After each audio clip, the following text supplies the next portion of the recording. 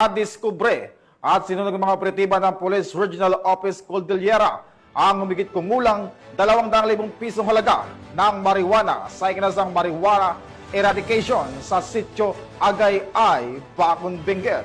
Patroluman Mayra Beran sa ulat.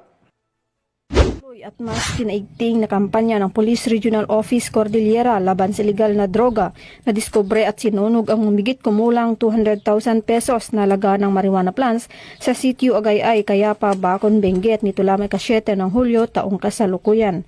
Naging matagumpay ang operasyon sa pinagsanib na pwersa mula Bacon Municipal Police Station, katuwang ang Provincial Drug Enforcement Unit at Provincial Intelligence Unit, Benguet PPO, Philippine Drug Enforcement Agency, Cordillera at iba pang unit ng kapulisan.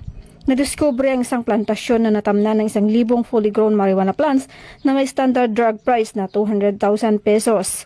Agad na binunot at sinunog ng mga operatiba ang naturang mga tanim na marijuana matapos ang kaukulang dokumentasyon. Patuloy ang isnasagawang investigasyon at pakikipag-ugnayan ng kapulisan ng PROCAR sa komunidad upang matukoy at mapanagot ang mga individual na sangkot sa pagtatanim ng nasabing ilegal na halaman.